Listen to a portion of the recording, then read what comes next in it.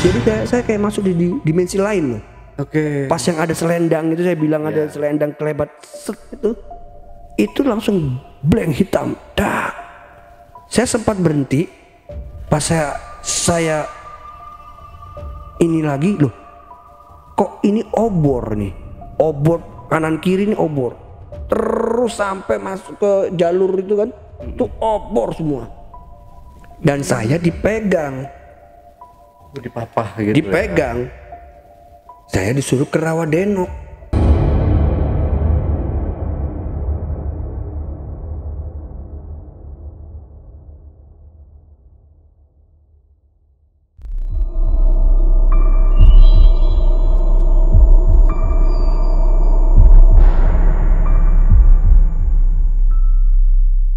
Assalamualaikum warahmatullahi wabarakatuh. Berjumpa lagi berjumpa dengan saya Ale, host Jejak Backpacker. Satu-satunya host tertampan di Bekasi yang wajib diselamatkan dari kepunahan. Kali ini saya menghadirkan seorang narasumber yang pernah mengalami kejadian mistis di Gunung Gede beberapa tahun lalu. Tapi sebelum narasumber bercerita lebih panjang lebar lagi, jangan lupa untuk selalu support channel Jejak Backpacker. Subscribe, like, komen, dan share sebanyak-banyaknya video-video YouTube Jejak Backpacker. Dan tak lupa juga saya ucapkan terima kasih buat subscriber dan penonton dimanapun berada yang sampai hari ini sudah mensupport channel YouTube Jejak Backpacker. Dan buat kalian yang punya pengalaman mistis yang menarik untuk diangkat di channel YouTube Jejak Backpacker, kirim cerita menarik kalian melalui nomor WhatsApp di 0852 1234 5683. Assalamualaikum Bang Indra Begeng. Siap. Apa kabar Bang? Alhamdulillah sehat. Sehat Bang ya, Alhamdulillah. Oke Bang Indra, sekarang Bang Indra akan menceritakan pengalaman mistisnya di Gunung Gede ya Bang ya. Iya. Tepatnya tahun berapa itu Bang? Itu tepatnya tahun 2010. 2010. Iya. Wow, cerita dari Bang Indra ini udah lama-lama semua teman-teman. Iya. Jadi udah malang melintang ya di dunia pendakian. Oke, Bang Indra, mungkin langsung aja kali kisi-kisinya dulu kali Bang ya. Kisi-kisinya bisa diceritain dulu nih Bang. Jadi ini pengalaman mistis yang saya alami pribadi itu tahun 2010 bulan Desember gitu. Kejadiannya itu tepatnya itu di sekretariat saya ya, di sekretariat volunteer Montana. Itu kejadian di situ dan itu waduh benar-benar kalau menurut saya sih lumayan scare juga gitu. Dan di situ yang mengalami, yang melihat itu gak cuma satu orang, itu ada 6 orang di posisi itu, gitu. Jadi ada saksi sejarah hidupnya, ada saksinya gitu loh. Sampai petugasnya pun ada. Oke, wah dahsyat banget nih cerita kayaknya. Oke, Bang, disimpan dulu ceritanya Bang. Tapi sebelum Bang Indra Begeng bercerita lebih lanjut lagi, saksikan setelah OMG yang satu ini.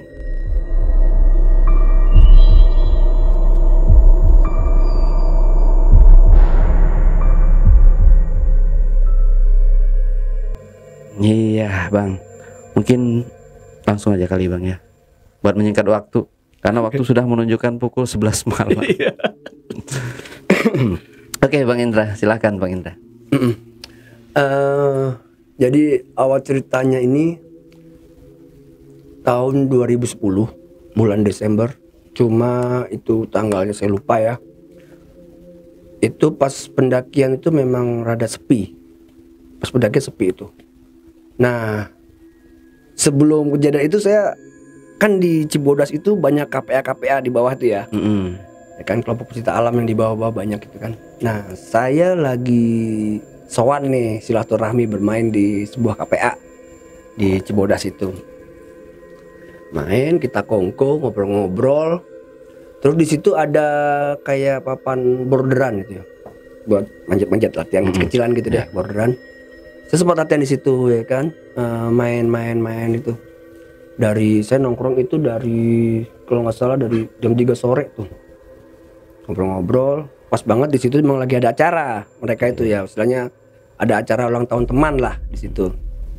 Nah ngobrol-ngobrol, latihan kecil-kecilan, pokoknya itu sampai kejadian sampai apa? Pokoknya saya di situ tuh sampai jam 9 lah, 9 malam tuh. Sudah 9 malam saya pulang dong, saya ke atas ke Montana nih. Terus ke Montana, kalau Bang Ale lewat jalur Cibodas kalau ke Montana itu kan ada di pintu gerbang itu yang welcome tuh ya, tulisan welcome itu ya kan. Nah itu kan ada tangga-tangga tuh. Oke. Nah tangga-tangga di situ itu kan ada lampu-lampunya tuh. Ya dulu tuh 2010 tuh lampunya itu ada 6 biji tuh, 6 tiang. 4 tiang, ada 4 tiang. Nah saya naik nih ke sekretariat, naik itu acara, udah jam 9 setengah 10-an deh. Naik itu lampu pertama oke, saya naik. Nah pas sudah 2 lampu kedua itu saya ditimpuk. Jadi kalau kita naik itu sebelah kiri kita itu ada pagar. Ya kan, pagar batas Taman Nasional dengan kebun raya yang hijau itu kan. Nah itu ada pagar. Saya ditimpuk pasir. Ada nimpuk saya pasir itu dari arah pagar itu. Saya refleks, saya ambil lagi tuh batu pasir itu, saya lempar lagi ke situ. Pas sudah saya lempar, saya ngeliat kayak ada selendang, Bang. Selendang jalan gitu, set ke atas itu. Oke. Nah, saya ngeliat loh. Nah, lampu yang ketiga, yang dua hadapan saya ini, itu udah mulai redup nih, redup, mati, plak. Terus yang terakhir mati lagi, plak. Di situ gelap, Mas. Peng. Dan saya selama jalan itu yang terlihat di saya itu obor. Oke. Obor ya. Di sepanjang jalur itu obor. Dan itu saya nggak ngelihat sekretariat saya, nggak ada. Terus resort Cibodas itu nggak ada. Education Center yang di depan itu yang itu tidak ada. Kantin apalagi itu nggak ada. Semua tuh hutan. Dan itu di sepanjang jalan itu obor, nyala obor sampai ke jalur tuh obor saya ngeliat itu. Nah, yang anehnya itu ya, selama saya ngeliat itu banyak makhluk. Makhluk banyak. Mending saya. Ada kepalanya besar banget kepalanya. Tapi badannya selidi, ketung korek dulu, kayak ketung korek gitu. Selidi, panjang gitu. Jadi kayak enggak gitu tuh, ya kan?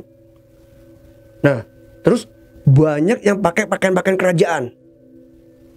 Banyak itu, pakaian kerajaan itu. Silveran itu. Apa? Ada lagi tuh mukanya kayak sapi, tapi dia punya gading. Sini. Gading. Oke. Jadi saya pas jalan itu, ya, itu saya seperti kayak ditarik itu ke sebuah daerah. Itu ini, kalau Mas Ale ke Gede pasti ada tahu namanya shelter Rawadenok. Rawadenok, oke. Di situ, saya ditarik mau ke Rawadenok, gitu. Nah, berarti ini jalan atau ada yang menuntun? Menuntun. Jadi udah dipegangin. Jadi saya ditarik. Ditarik. Oke. Nah, dalam ini saya ngeronta ya. Wah, saya mau pulang. Saya bilang gitu, saya mau pulang. Nah, nggak taunya teman-teman saya yang di Montana ini, ya, itu dengar ada orang teriak-teriak. Jadi kedengeran. Jadi itu kan pas pendakian lagi sepi, nggak ada pendakian. Nah, terus ada yang teriak-teriak, gitu. Pas ditengok sama teman saya, ada kawan juga satu volunteer. Nah itu dia ngelihat, loh itu kan si Begeng, dia ngapain tuh teriak-teriak di situ. Nah terus dilihatin sama teman saya. Jadi saya tuh kayak marahin orang, ya. Terus saya sambil jalan tapi, nah dikejar lah sama teman-teman ini. Ada salah satu petugas juga, namanya Pak, boleh sebutin nama? Boleh. Pak Iwan. Oke. Ada petugas itu Pak Iwan di situ. Dia sampai bilang ke teman-teman saya, itu eta si Begeng eta. Nah 2 orang nih teman saya turun. Akhirnya si Rudi sama Ali kawan saya turun, ngejar saya. Saya udah saya kata mereka ya, itu saya jalan itu udah kayak ini mas, apa? Nggak napak, kayak ngelayang gitu doang tuh. Kata mereka ya. Soalnya saya nggak diangkat. Ya. Soalnya saya kan nggak ini kan. Nah itu saya sudah ditarik itu udah di HM2. Oh, udah jauh. Sudah di HM2 saya. Nah, pas teman-teman itu narik, itu susah, berat katanya tuh. Berat gitu loh. Akhirnya ketarik juga nih saya akhirnya sama teman-teman saya itu, dibopong ya sama mereka, dimasukin ke sekretariat ke Montana. Oke. Nah, pas di sekretariat itu di Montana, itu saya baru ngeh.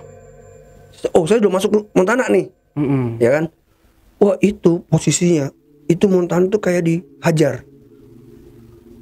Dari samping, kanan, kiri, atas, bawah itu duar. Jadi kayak bukan digebrak ya, bunyi duar. Angin gede banget angin itu. Nah, itu astagfirullahaladzim, saya ngelihat ya, itu ada pakai baju sorban putih. Mukanya hancur itu. Nah terus kawan saya ini ada Bang Eko, dia sampai ngomong begini, kata dia ya, lu ngomong, saya itu jadi saya ngomong begini, jangan bawa saya, saya bilang begitu. Nah, dalam teriakan Bang Indra iya, itu. Jangan bawa saya biarpun saya lama main di sana, bahasa Sunda saya itu belum nggak halus. Saya nggak bisa bahasa Sunda, tapi tidak punya cengkok lagam yang halus dengan Sunda. Tapi saya bisa bahasa Sunda dengan halus. Oh, seperti itu. Teriakannya itu ya. Nah, saya bilang jangan bawa saya.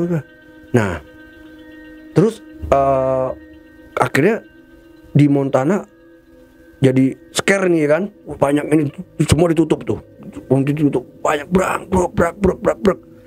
Nah, di sekitar saya itu ada asbak bang. Asbak itu terbuat dari pohon pinus, dari pohon pinus kan berat ya asbak pohon pinus kan. Nah, terus si asbak itu kalau umpama bergeser begini, berarti ada yang menggeser, ya kan? Begini, ya kan? Kelihatan ya kan? Ini bukan bergeser bang, tapi begini nih. Berarti kan dari bawah dihajarnya.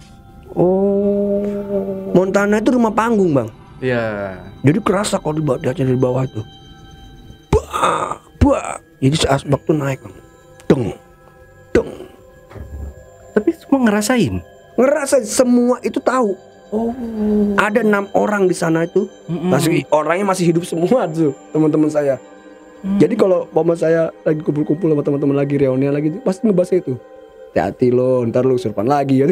Kadang sering ya kayak gitu ya kan. Kayak gitu bang.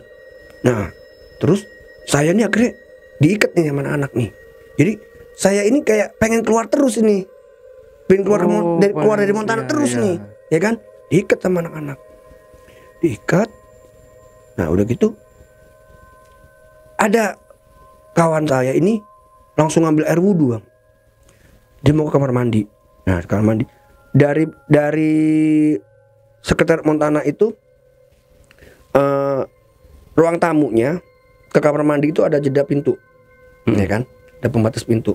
Nah pas dia ngambil wudhu ke Montana, pas mau nutup pintu itu kayak didorong, jatuh dia, bang. 2 orang itu. Kalau kata teman saya, itu mencekam dari orang yang haram jadah jadi sajadah akhirnya. Oh, yang iya, orang iya, jadah yang iya. jarang sholat jadi sholat akhirnya. Dia kan akhirnya kawan saya sholat nih, ada namanya Ali. Dia sholat, pas dia sholat tuh dia nangis, teriak-teriak, nangis. Nah, ditanya dong sama kawan satu lagi, kenapa lu? Nah, dia cerita, jadi selama dia sholat itu dia ada yang nongkrongin bang, gede katanya, di kamar depan, besar orangnya, dan dia bilang begini, pakai bahasa Sunda gitu ya, bacaan lu salah, gituin. Gue udah ikut ribuan tahun, lu jangan asal lu nyebut-nyebut kayak begini, digituin. Oh. Nangis langsung, si Ali tuh nangis, teman saya nangis langsung dia, ya kan? Wah itu bang, selama itu saya itu denger orang ngejerit, ketawa, apa, pokoknya apa ya, kayak orang disiksa itu loh, Ya, ya kan? Ngejerit, rame di luar Montana, rame. Jadi kayak di Montana itu dikerubungin, kayak dikerubungin. Nah, dan saya tuh ngelihat memang ada yang kayak kuda kereta kencana itu, ada yang kelinting, ada lewat, pakai orang pakai apa, baju zaman dulu itu, lihat sampai apa, si ada kawan saya ini, si Bang Eko ini, sampai dia teriak ya kan, ngewirit dia kan, teriak, udah jangan ganggu teman saya itu kan. Itu dihajar bang, itu hampir kalau kata teman-teman ini ya, yang ini aja, itu hampir 4 jam itu dihajar itu. Lama ya. Lumayan. Nah pas diperiksa besok pagi tidak ada namanya bekas pengok, hancur, nggak ada sama sekali. Padahal itu jelas bunyi dar itu jelas. Nah, selama rentang waktu 1 bulan itu saya tuh selalu diliatin. Jadi saya sampai capek ya kalau kayak gitu tuh, capek. Jadi akhirnya ngaruhnya ke badan bang. Jadi ngaruh ke badan. Kalau saya ngeliat muka saya sendiri tuh kayak hitam, tau nggak? Apa sih? Ya kantung matanya itu ya. Hitam. Wah, gila, capek gue. Sampai saya bilang begini sama anak-anak tuh, capek gue. Sampai gitu, capek gue ngeliat kayak gini. Nah tapi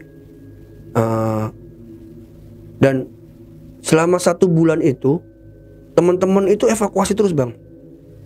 Dan rata-rata evakuasinya itu di daerah Rawadenok. Rata-rata semua evakuasi di situ. Hampir satu hari itu dia evakuasi sampai 5 kali. 1 hari. Dari yang ke Seleo gitu ya, dan ke Seleo dan. Pokoknya evakuasi rata-rata di situ.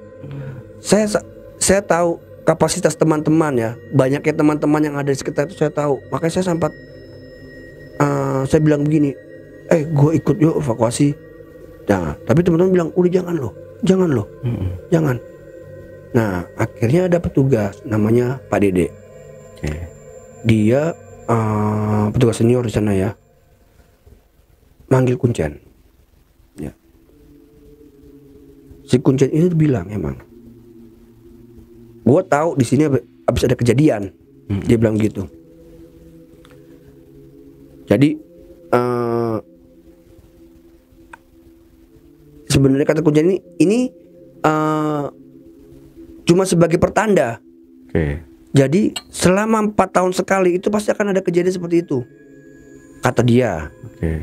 Selama 4 tahun sekali pasti ada. Nah, selama ini belum ada kejadian-kejadian seperti itu. Baru ini lagi kejadian itu, kata si dukunnya itu, kata si Kuncennya itu.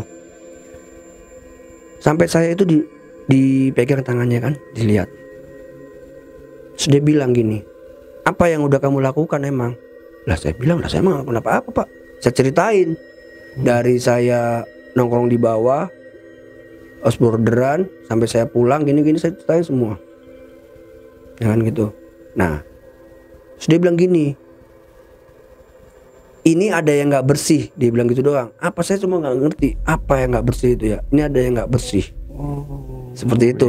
Dia ngasih ini ya kan. Ini semuanya datang, dia bilang gitu. Ini semuanya makhluk ini datang. Dan dia pengen menampilkan eksisnya nih loh. Ini loh, lo nggak bener nih. Ada yang nggak bener nih di sisi yang di gede ini, ada yang nggak bener nih. Seperti itu.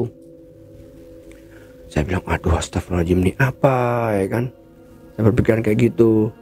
Nah terus gak lama setelah kejadian itu ada lagi. Jadi kawan saya ini ada ibu-ibu ya, ada ibu-ibu nenek-nenek gitu. Dia itu dari Banten dibilangnya, dari Banten.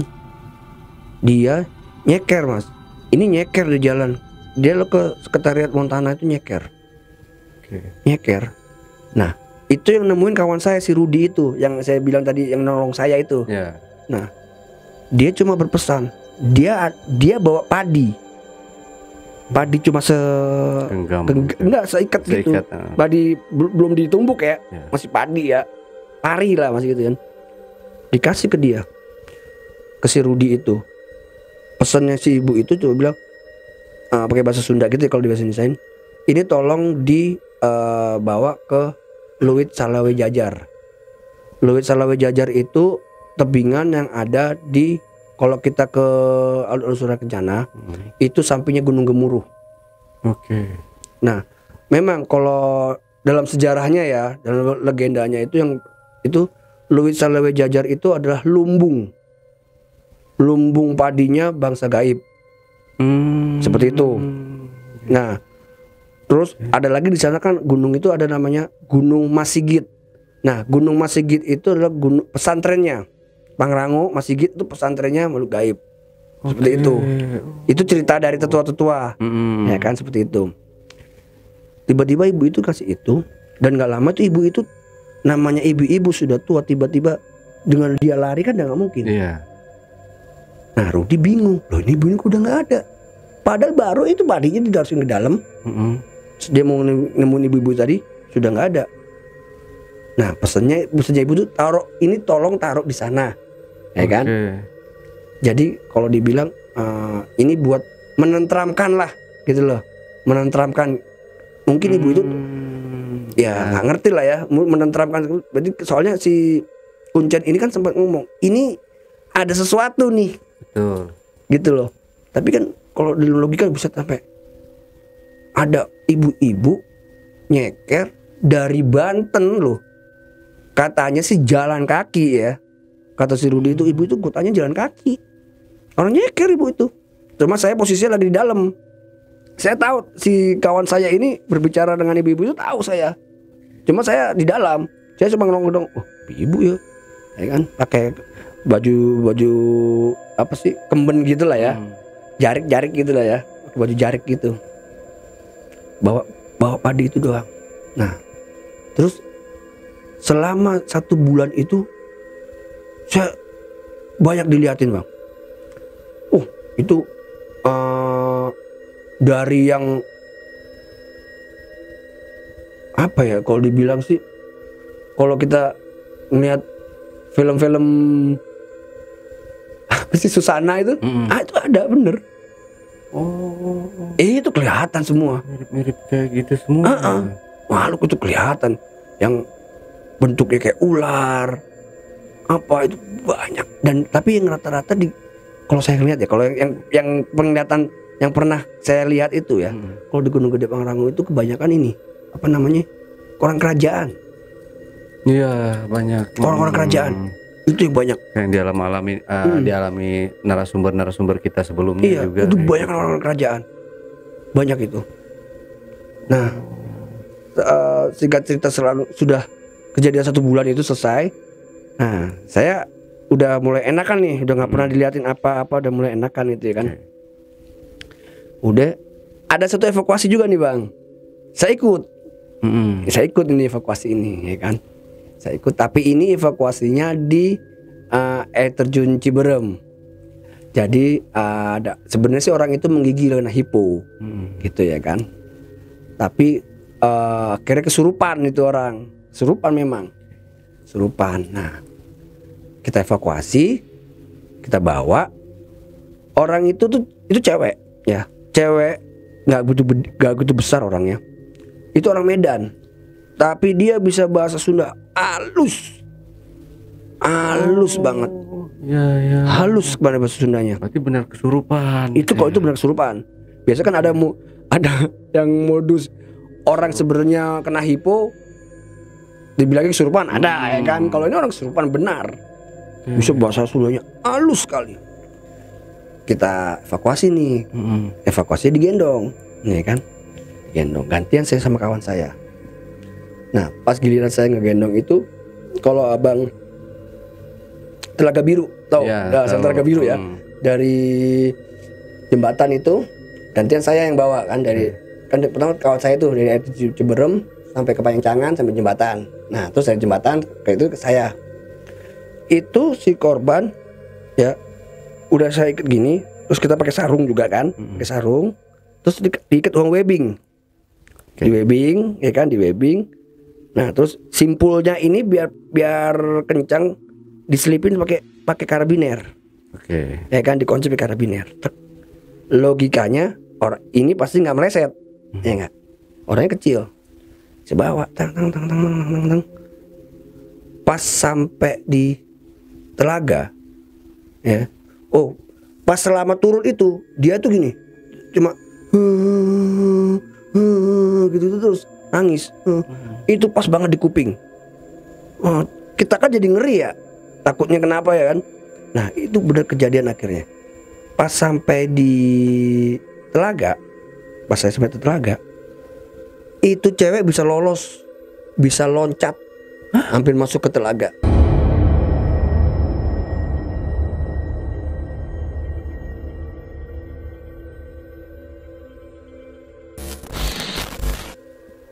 Padahal udah diikat.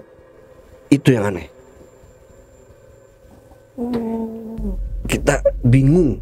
Untungnya di belakang kawan saya. Jadi kita di backup. Pas dia loncat, ketarik kan, jatuh kan. Loh, ini loh.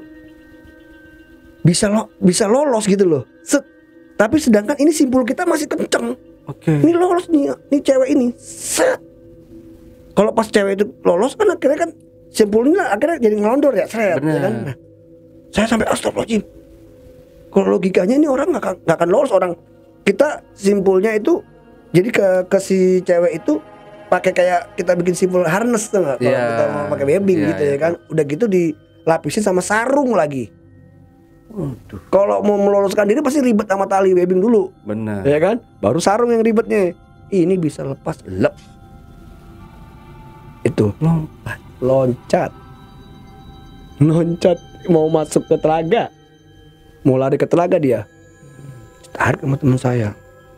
Nah, memang kita tahu sejarahnya.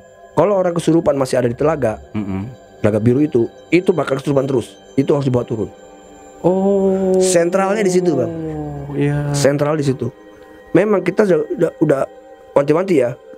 Nanti teman saya bilang, lu nanti pas di Telaga lu cabut terus ya. Kita nggak istirahat ya. Oke. Tapi nggak taunya kejadian itu bang.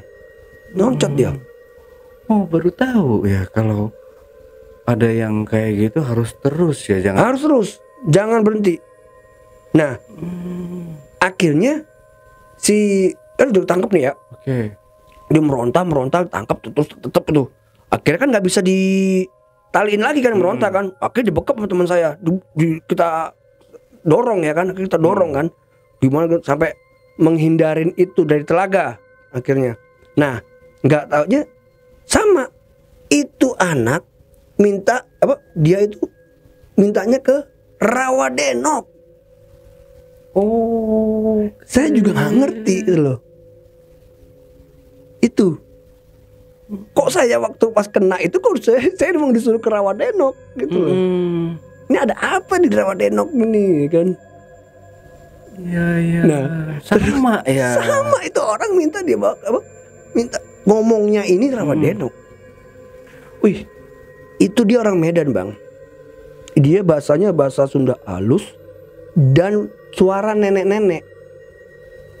Teman-temannya sendiri kaget, dia bilang dia orang Batak bang, bukan orang Sunda. Buset, halus bahasa Sundanya.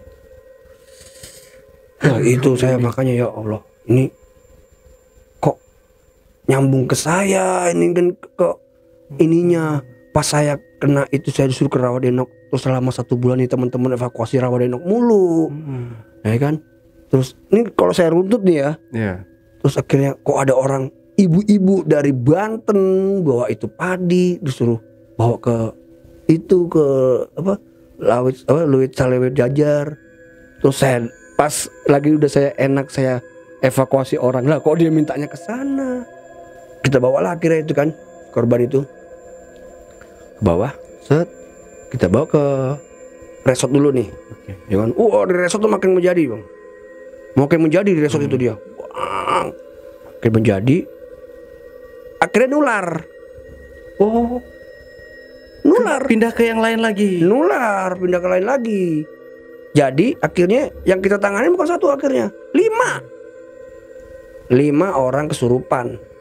Ke teman-temannya Nyambung 5 orang surupan. 1 orang ngurusin 1 orang surupan udah ribet. Ini 5. Akhirnya kita pencar nih, ya kan. 3 di Montana, 2 di resort, ya kan. Nah nggak tahu yang di resort ini nggak bisa terkendali bang. Akhirnya kan mengganggu tamu-tamu yang datang, ya kan. Teriak-teriak ada apa ini kan. Sampai itu ngebawa ini juga katanya, kiai lah apa ya kan gitu kan. Tapi nggak bisa. Yang dia mau ayam cemani. Itu mintanya. Iya.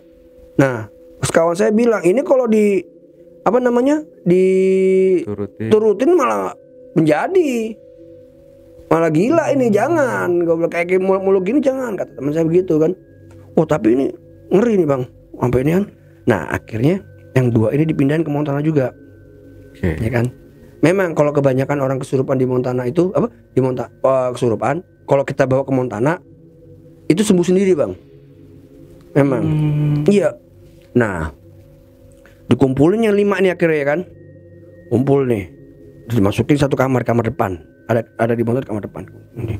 Ada yang ngegereng lah, yang apa ya kan. Tapi lama-lama skip sendiri tuh, diem. Capek kali. Capek kali dia kan. Sama-sama kesurupan ya kan. Capek sendiri kan, diem. Diam, bukalah kita. Nah, dan 5-5-nya dia bicara itu sama Rawadenok. 5-5-nya. Itu yang saya nggak mau dibawa ke sana semua. Iya, 5-5-nya bang. Saya bilang astagfirullahaladzim, ini keren nih, saya bilang nih. Ada apa di sana tuh, ya kan. Nah terus akhirnya kita mencoba untuk mengeksplor tuh Rawadenok apa sisinya. Itu bang. Nah dari situlah kita tahu kenapa disebut namanya Rawadenok. Denok itu kan cantik. Denok indah, cantik, ya kan. Artinya. Nah rawa. Padahal kalau di logikanya kan kalau kita orang yang nggak tahu rawa di mana di situ. Akhirnya kita eksplor Rawadenok ini. Nah korelasinya dengan kejadian itu kita masih ini, ya kan. Kok makhluk itu kok mengarahkannya kok ke Rawadenok terus, ini apa gitu loh.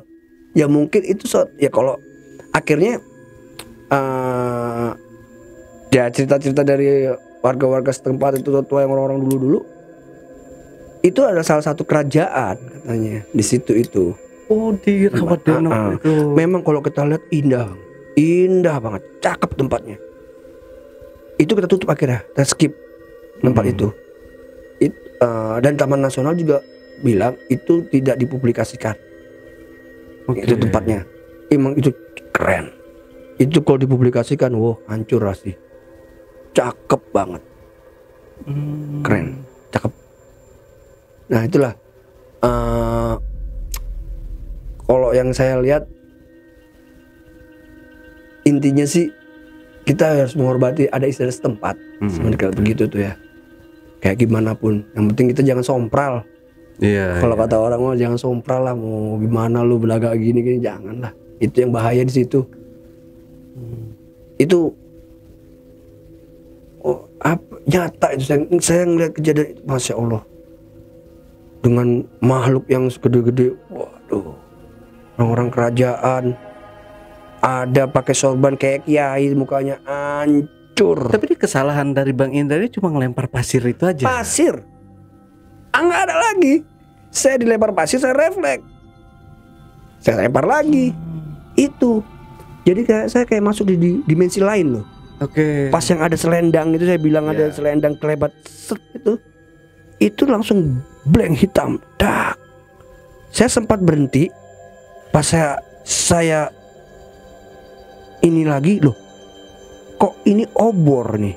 Obor kanan kiri nih obor. Terus sampai masuk ke jalur itu kan. Itu obor semua. Dan saya dipegang. Dipapah gitu. Dipegang. Saya disuruh ke Rawadenok. Loh.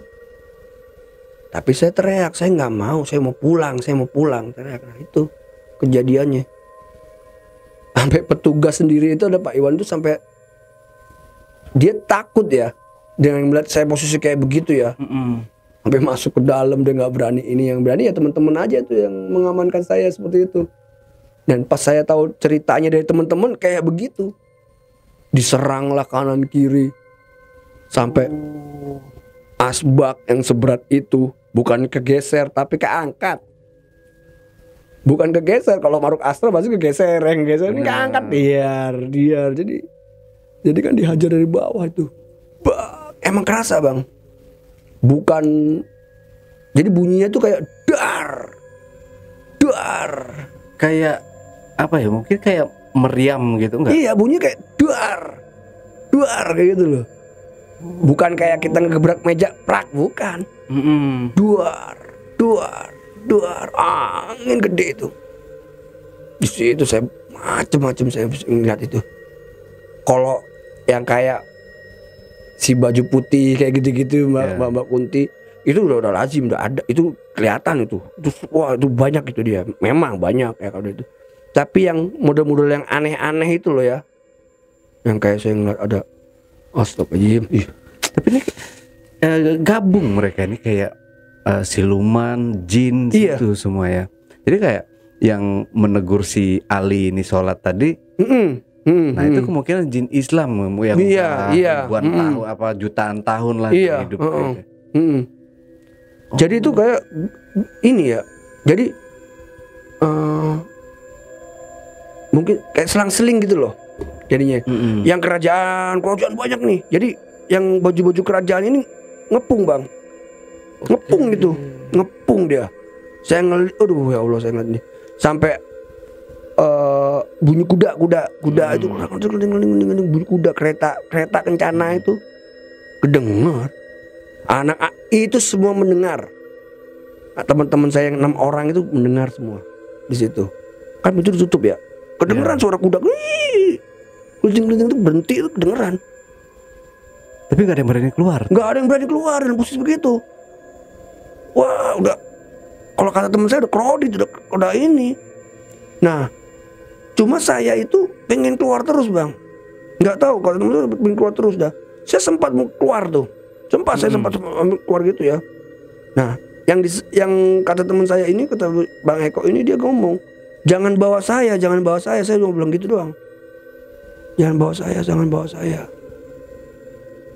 Terus saya ngeliat ya itulah yang paling ini itu yang kiai pakai sorban putih itu loh.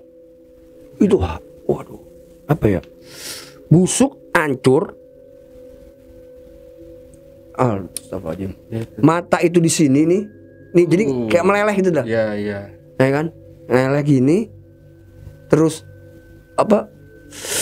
Caling. Bukan caling, apa? Kayak melepuh. Mana gini kayak melepuh. Tapi pakai sorban. Kayak sorban. Nah, kalau kata ya ini ya, kalau kata bener inilah bener orang-orang kayak gitu dah. itu kan memang di Gunung Gede Pangrango, di Gunung Badak itu dulu sejarahnya kan tempatnya DITII, ya kan, pengepungan. Nah, itu nama dulu kiai-kiai katanya sempat dibawa ke sana, entah di eksekusi atau apa ya. Tanda kutip nih, saya nggak tahu lah ya, tapi ceritanya, sejarah mitosnya, nah legendanya seperti itu. Ya mungkin yang saya lihat seperti itu. Ya ya mungkin ya makhluk yang itu salah satu perwujudan yang itu kali. Sorban putih, pakai sorban putih, tapi wah hancur semuanya. Ya terus yang mukanya sapi, badannya gede, cuma dia punya bukan tanduk ya. Kalau sapi kan tanduk ya, gading ya. Ada gading kayak gajah gitu, tapi sapi. Ya, berarti ini yang mapah yang gandeng atau mapah Bang Indra ini berarti yang tinggi dong kalau sampai kakinya orang kerajaan gitu ya. Iya, tapi bajunya itu kerajaan. Oke. Bajunya itu kerajaan. Iya. Nah, kata teman saya yang narik saya itu udah kayak ini, ngelayang gitu doang. Itu kalau saya nggak ketarik hebat anak-anak itu nggak tahu deh. Ini doang saya nggak itu. Orang saya ditariknya itu sudah di HM2. Sudah di HM2 itu. Sedangkan kan dari posisi di depan kantin, jadi saya ngomel-ngomelnya di depan kantin. Kan kalau abang ke Cibodas ada tuh kantin tuh. Iya, betul. Ya kan? Nah, ada kantin tuh. Di depan kantin katanya ngomel-ngomelnya tuh. Nah, dari kantin itu menuju HM2 itu lumayan Bang, sekitar 200 meter. Jadi HM1 ke HM berikutnya itu kan 100 meter. Ya kan? Per HM itu. Itu 200 meter ya, lumayan kan 200 meter. Dengan jalan yang ya begitu kan, pertama kalau kita naik Cibodas kan udah begini duluan. Iya. Itu Masya Allah, saya pengalaman yang kalau saya bilang ini supranaturalnya yang waduh benar-benar luar biasa itu Bang. Iya. Kalau misalkan nggak didengar nih sama temennya, entah apa yang terjadi mungkin. Entah apa yang terjadi, nggak ngerti gitu loh. Dan yang dilalah ini kok rata-rata setelah saya bilang ke saya harus dibawa ke Rawadenok dan anak-anak evakuasi, selama evakuasi kok Rawadenok semua.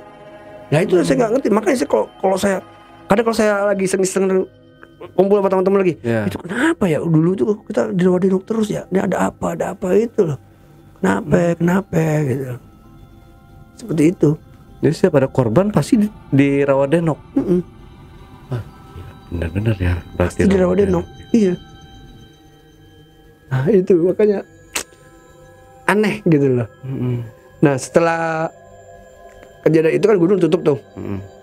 Gunung ditutup, dibuka lagi April, Juni, Juli itu kejadian ada evakuasi. Memang ini mitosnya ya. Pasti bukannya pasti, ini mitosnya per 4 tahun per 5 tahun pasti ada tumbal. Tuh. Nggak taunya benar. Ada itu waktu acara Jamnas di Gunung Gede, itu yang meninggal dokter di HM7 setelah kejadian itu. Dokter itu karena sakit serangan jantung. Padahal sekelas dokter ya. Ini acara Jamnas loh, Jambore Nasional Pramuka loh. Itu maksudnya kan dokternya orang yang udah qualified ya, tapi nggak tahu kalau kita pikirnya itu udah ajal dia di situ ya. Tapi kalau ditarik mundur lagi dari si Kuncen itu bercerita, sudah lama nih Gunung Gede nggak ada kejadian seperti ini. Memang 4 sampai 5 tahun tuh biasanya ada korban, pasti ada korban seperti itu. Setelah kejadian itu nggak ada lagi. Berapa 4 tahun kemudian, mungkin pernah dengar ceritanya apa yang di Kandang Batu, anak SMA ya di Bekasi, wanita. Itu 4 tahun setelah kejadian itu meninggal. Yang namanya Jepang itu ya. Iya itu. Kalau kita runut ya emang bener tuh.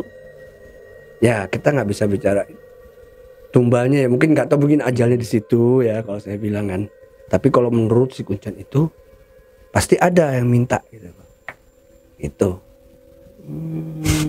Kadang-kadang di luar Terus nalar setelah kejadian kita. si dokter itu lanjut ke si cewek ini. Seperti itu. Dan ini belum ada lagi nih Bang ya. Mudah-mudahan jangan ada Sampai, mudah-mudahan jangan. Mungkin Bang Ale masih ingat cerita saya yang kemarin tuh, yang saya evakuasi di Pangrango meninggal. Itu kan 2004. 4 tahun 5 tahunnya kejadian itu. Jadi ini loh, kalau saya nuntutnya tuh 2004 kejadian, per 5 tahunnya 2009 2010 kejadian saya. Kalau dirunut gitu.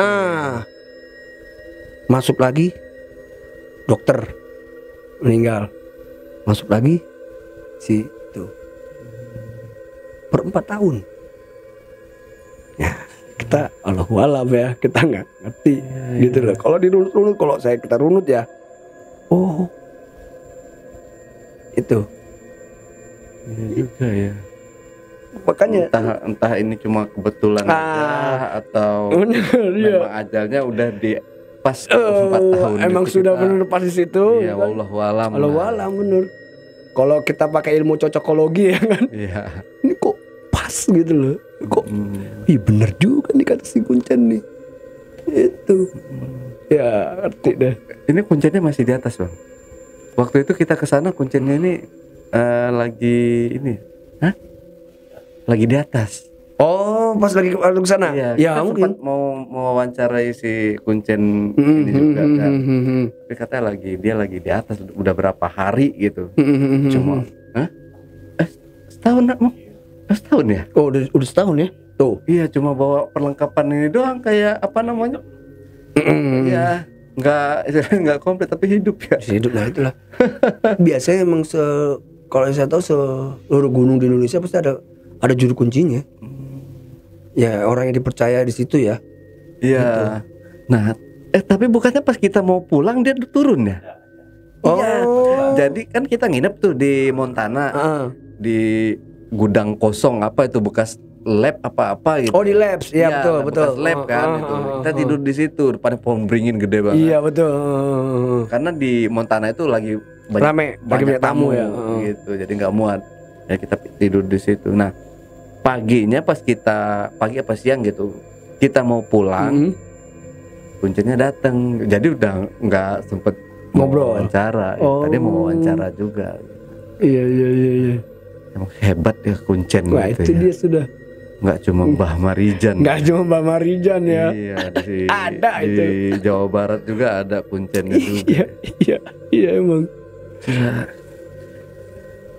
Pengalaman Bang Indra luar biasa ya, namanya seorang volunteer, ranger.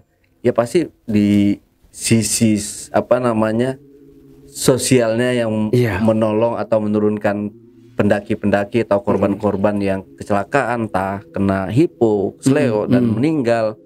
Gitu dibalik itu juga kan banyak pengalaman ganjilnya juga. Tanda kutip itu. Gitu ya. Teman-teman bisa boleh percaya boleh enggak, itu kembali lagi ke diri kita masing-masing. Betul. Dan itulah yang dialami oleh Bang Indra. Ya kalau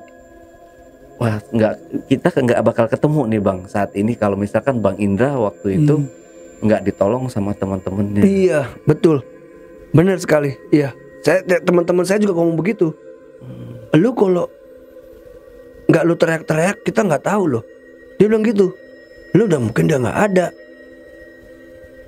Soalnya banyak Bang, yang dulu tuh hilang di Gunung Gede belum ketemu banyak.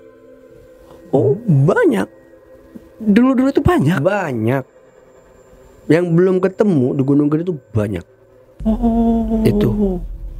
Baru tahu saya. Mungkin tahun-tahun 10 tahun 20 tahun yang lalu. Iya, banyak Bang.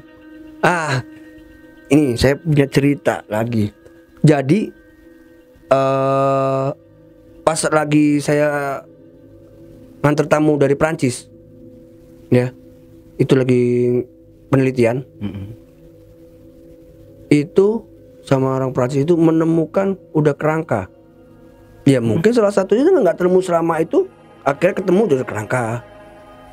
Oh, itu di Di jalur di Gunung Gede di dalam di tebingan kawah. Nah kayak gitu-gitu kan. Jadi yang sebenarnya ini orang ini hilang, cuma sudah nggak kita ketemu, ya kan? Dianggap skip udah. Iya. Kan banyak, sebenarnya banyak kayak kejadian kayak gitu bang. Yang nggak ketemu banyak, makanya saya bilang contohnya kecil kayak itu. Tiba-tiba kita menemukan itu. Misalnya SAR-nya udah ditutup. Udah gitu ya. SAR ditutup. Kan SAR itu kan operasi SAR 1 minggu. Setelah operasi SAR itu 1 minggu nggak ketemu, ditutup. Bisa dilanjutkan harus dengan persetujuan dari keluarga. Kalau keluarga pengen membiayai silakan. Oh, gitu. Kayak yang kejadian di mana gitu ya? Semeru ya? Di Arjuno. Semeru atau Arjuna gitu kan ada juga kan pendaki yang bule itu ya. Oh iya, ya, itu penambahan waktu lagi kan. Nah, betul, itu kan penambahan waktu lagi. Iya, seperti itu. Itu berarti itu keluarganya yang keluarga. Seperti itu. Jadi makanya kalau saya bilang banyak sekali kejadian itu yang nggak ketemu sampai sekarang tuh banyak. Wah, nggak 1-2 bang.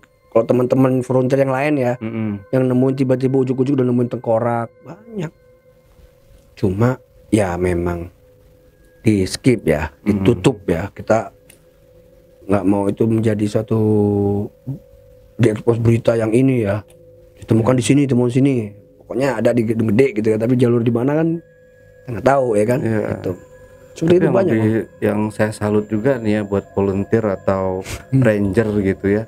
Setiap saat mereka ini harus sedia, siap sedia gitu. Kalau ada pertolongan dari atas. Iya, harus. Gitu. Memang. Pernah nggak sih kalau misalkan ada orang minta tolong nih dari atas, bisa kecelakaan atau apa gitu. Sementara volunteer atau ranger ini sedang tidur nih jam 12 jam 1 malam. Gitu. Sering bang. Jadi ini saya alamin juga. Lagi kita enak-enak istirahat jam 2 pagi tidur, tiba-tiba ada yang ngetok sekretariat. Bang, tolong bang. Evakuasi di mana? Di Kandang Batu. Wah lumayan Kandang Batu kan. Jam 2. Tapi ya gimana ya? Memang kita sudah mendedikasikan kita sebagai volunteer di Taman Nasional Gunung Gede Pangrango yang notabene pekerjaannya yaitu sebagai rescue. Ya kita nggak ada urusan. Aduh, ntar dulu deh, ntar lah ya, kepagiannya nggak ada. Berangkat, cuci muka, berangkat. Tinggal kita isi form data korban kan, kejadiannya apa, biar kita bisa menyiapkan peralatan apa yang harus dibawa ke sana. Seperti itu. Paling cuci muka, berangkat. Kayak gitu. Kalau untuk biaya semua sudah dibiayain sama TNGGP bang ya. Kalau biaya, nah terus terang nih. Saya bicara jujur dia. Kalau biaya kita tidak pernah meminta ke Taman Nasional, ke korban, nggak ada. Murni dari sukarela. Namanya juga sukarelawan. Iya benar, sukarela kita. Sukarela. Ya, yang di pikiran kita kan, yang penting ibadah. Nanti pasti ada jalannya. Entah suatu saat anak cucu kita pasti ada yang nolong, nggak ada apa-apanya. Yang penting itu aja, ya kan? Itu aja. Kita memang dari senior kita dikasih penegasan, lu jangan minta spesial imbalan apapun. Kalau lu evakuasi, kalau lu sampai minta, udah, yang niat baik lu itu akan lulus semua, akan hancur, nggak ada. Kecuali ya, kita jangan minta nih ya. Kecuali dari korban itu sendiri, dia bilang ini loh bang, makasih. Asal lu jangan minta. Kalau lu minta, udah. Kecuali kalau dia ikhlas ya, dia memberikan satu keikhlasan nih, bang maaf ya, gue udah ini buat uang kas atau apa, sok silakan, itu rezeki, ya kan, itu rezeki, gak usah ditolak kalau rezeki. Tapi lu minta jangan, apalagi di Taman Nasional tidak ada. Pantangan lah kalau minta-minta gitu. Orang sampai peralatan rescue aja, peralatan rescue itu kita usaha sendiri. Kita cari, kita kerjasama dengan suatu endorse apa, suatu brand apa. Tapi nggak asal minta, tapi kita coba memberikan program nih, ya kan? Yuk, program apa nih yang kita bisa gabung bareng. Nah, dia menyupport apa? Itu aja. Kalau buat beli mah aduh, mahal juga. Sedangkan kan ya namanya anak-anak di sana sukarelawan, buat uang kas aja kadang kan agak gimana gitu ya kan. Bro, uang kas 1 bulan sekali harus segini, nggak bisa dipatokin. Ya kan kita notabene bukan apa ya, nah itulah bedanya sukarelawan sama relawan ya, kalau saya bilang. Oh, beda ya. Beda. Okay. Sukarelawan sudah suka dalam hati, rela untuk menolong. Rela dan menawan. Nah, kalau relawan nggak tahu, ya kan? Oke. Dia rela tapi belum tentu suka. Enggak, itu yang membedakan, Bang. Oh, oke, mulia banget ya. Amin. Jadi berarti beda dengan pemikiran saya gitu. Pikir saya kan udah dapat pendapatan nih atau fee atau gaji dari TNGGP misalnya, karena kerjasama itu tadi kan. Enggak. Oke, semoga di ini Bang ya, apa namanya? Amin. Diberikan rezeki yang lebih untuk sukarelawan sukarelawan dimanapun berada gitu. Amin, iya. Yang mendedikasikan bantuannya untuk orang-orang yang membutuhkan. Iya, betul. Gitu. Oke, Bang Indra, pik banget pengalamannya Bang, luar biasa juga dedikasinya. Mungkin terakhir nih Bang, sebelum kita sudahi, ada pesan dan kesan mungkin yang mau disampaikan ke teman-teman di rumah. Oke, paling pesan saya, dimanapun kita berada, dimanapun kita bertempat berkegiatan, kita harus menanamkan ke diri kita adalah menghormati adat istiadat setempat.